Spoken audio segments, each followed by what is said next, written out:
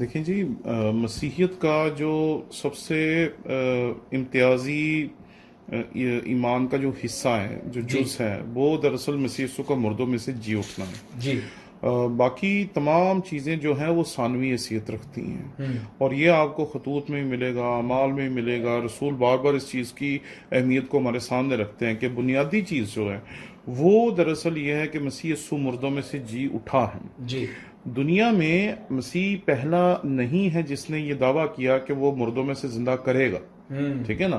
بے شمار مذاہب ایسے ہیں جنہوں نے کہا کہ ان کے جو بانی ہیں جب وہ مردوں میں سے زندہ ہوں گے تو وہ اپنے ماننے والوں کو بھی مردوں میں سے زندہ کریں گے، ٹھیک ہے۔ لیکن آج کے دن تک تمام بانی جو ہیں وہ قبروں میں ہیں۔ جی ہم یہ کہتے ہیں کہ مسیح خداوند اس کائنات میں واحد ہستی ہے جس کی صلیب، جس کا کفن اور جس کی قبر خالی، پریز گاڈ۔ اور کوئی ایسی ہستی نہیں ہے جس کے بارے میں یہ دعویٰ کیا جا سکے، ٹھیک ہے۔ تو مسیح یسوع کا مردوں میں سے زندہ ہونا ہمارے ایمان کی روح ہے۔ اس کو اگر ہم نہیں اپنے سامنے رکھتے تو ہمارے ایمان کی جو انفرادیت ہے یا جو یونیکنس ہے وہ ختم ہو جاتی ہے، کیونکہ یہی تو وہ لاسانیت ہے جو ہمارے ایمان میں ہے۔ کیونکہ دنیا کا ہر مذہب جو ہے وہ لوگوں کو امید دیتا ہے، ہر مذہب جو ہے وہ لوگوں کو امید بخشتا ہے۔ کوئی مذہب ایسا نہیں ہے جو امید نہیں دیتا، ہر مذہب میں امید موجود ہے، چاہے وہ ہندوازم ہو، چاہے وہ سکھزم ہو، چاہے وہ جینزم ہو۔ ہر مذہب کے اندر یہودیوں کے پاس کتنی بڑی امید ہے، وہ آج تک مسیح کا انتظار کر رہے ہیں۔ لیکن بات صرف امید کی نہیں، دنیا کے تمام مذاہب صرف امید دیتے ہیں، مسیحیت زندہ امید دیتا ہے، پریز گاڈ، کیونکہ ہم جس کی تعلیم دیتے ہیں وہ زندہ ہے، اور اس کے بارے میں ہم بار بار ایک ہی بات کر رہے ہیں آپ کے پچھلے پروگرام سے آج تک کہ وہ زندہ ہوا، وہ زندہ ہے، اور اب اس پہ موت کا کوئی غلبہ نہیں ہے۔ جی تو یہ حقیقت سمجھنی چاہیے کہ مسیح خداوند کا مردوں میں سے زندہ ہونا مسیحیت کا مرکزی مضمون ہے اور مرکزی اہمیت کا حامل ہے۔ اس حقیقت کو اگر ہم اپنے مذہب میں سے ایک طرف کر دیتے ہیں تو باقی ہمارے پاس رہ کیا جائے گا؟ باقی تو ہم جو ہے یا تو وہ یہودیت کی تعلیم جیسے یا دیگر مذاہب کی تعلیم جیسی ہمارے پاس تعلیمات ہیں، لیکن منفرد چیز یہ ہے کہ ہم نے مسیح خداوند کو مردوں میں سے زندہ ہوتے ہوئے رسولوں کی آنکھوں سے دیکھا، انہوں نے کتاب مقدس میں محفوظ کیا، اور آج تک ہم اس بات کے گواہ ہیں۔ عید کا مطلب ہوتا ہے ایسا دن جو بار بار آئے۔ جی مذاہب میں عیدوں کا مفہوم یہ تھا کہ واقعات کو بار بار دہرا کے بار بار دہرا کے بار بار دہرا کے ان کی اہمیت کو ختم نہ ہونے دیا جائے، ٹھیک ہے۔ تو اس لیے اگر آپ یہودیوں میں دیکھیں گے تو ان کی چند عیدوں کے علاوہ باقی تمام عیدیں جو ہیں وہ مختلف واقعات کی یادگاری کی عیدیں ہیں، ٹھیک ہے نا۔ جیسے ان میں عید پوریم ہے جو آستر کے واقعے کی طرف اشارہ کرتی ہیں۔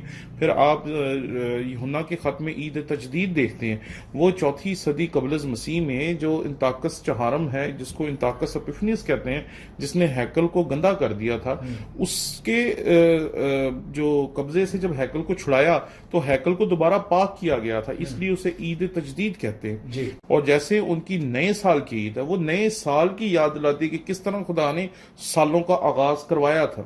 تو عید کا مطلب ہوتا ہے ایسا وقت جو بار بار آئے۔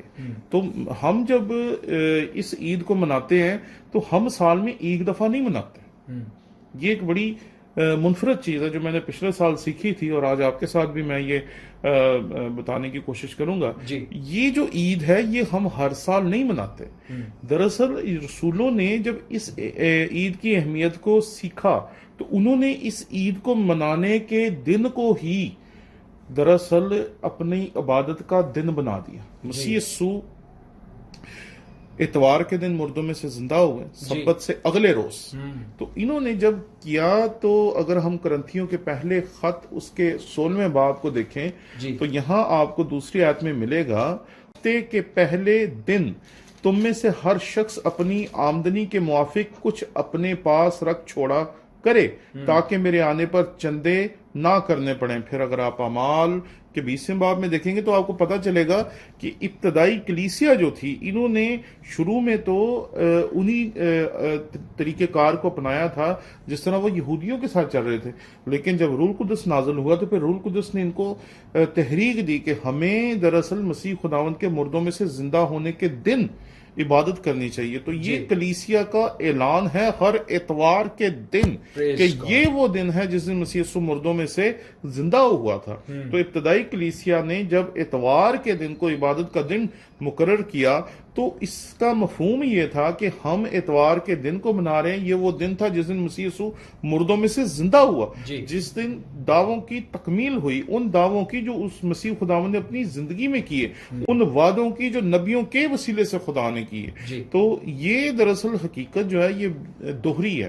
ایک تو یہ کہ ہمارا جو مسیح یسوع میں سے مردوں میں سے زندہ ہونے کا واقعہ ہے, یہ دنیا کا سب سے منفرد واقعہ ہے, کیونکہ باقی جتنے بھی مردے زندہ کیے گئے, جتنے بھی مردے پرانے عہد نامے میں زندہ ہوئے, جتنے بھی مردے مسیح خداوند نے زندہ کیے, یا کسی بھی اور طریقے سے مردے زندہ ہوئے, جی. کیونکہ آپ جانتے ہیں کئی دفعہ ڈاکٹرز بھی ایسا کرتے ہیں کہ وہ لوگوں کو کرنٹ وغیرہ لگاتے ہیں, تو سی پی آر وغیرہ دیتے ہیں, تو مردے دوبارہ ہوش میں آ جاتے ہیں.